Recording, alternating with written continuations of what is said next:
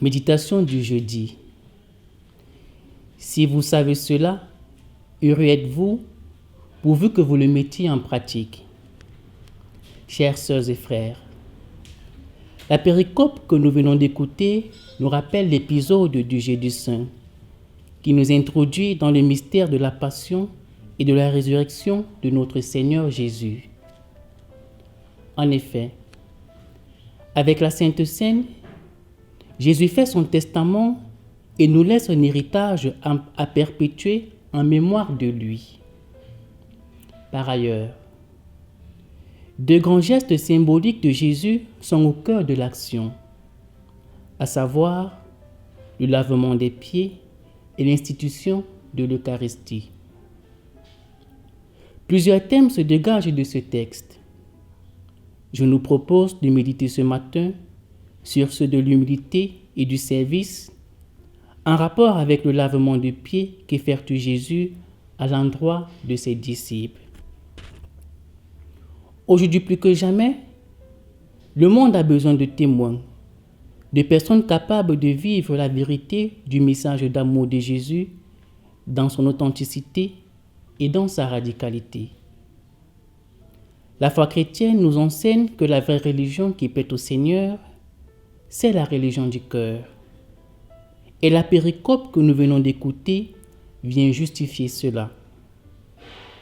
En effet, nous y voyons Jésus, le Maître, le Fils de Dieu, laver les pieds de ses disciples.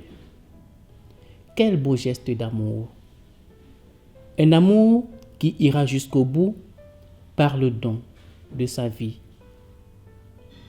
Dans un monde rempli d'orgueil et de volonté de puissance, l'Évangile nous enseigne que la véritable grandeur se trouve dans l'humilité et le service gratuit du prochain.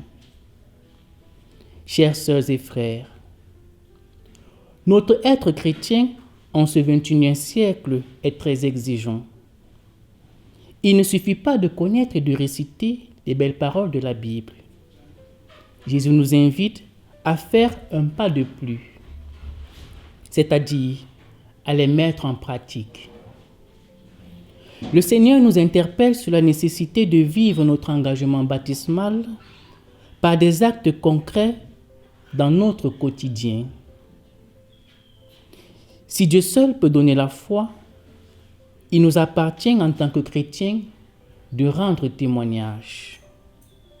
La véritable force, c'est de se mettre au service des plus faibles et des nécessiteux. Le Seigneur Jésus nous enseigne aujourd'hui que la grandeur n'a de sens qu'à travers le service et l'humilité.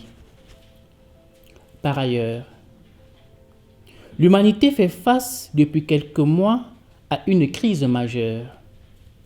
Cette crise nous interpelle sur la nécessité d'être solidaires envers les pauvres, les sans-abri qui n'ont pas de quoi manger alors qu'on parle de confinement. Face à l'indifférence et à l'insensibilité de la majorité, la mission des chrétiens est d'être des serviteurs humbles et quelconques. Jésus nous montre l'exemple. Il nous envoie dans le monde laver les pieds de nos sœurs et frères humains. Est-ce que nous aurons le courage de le faire ?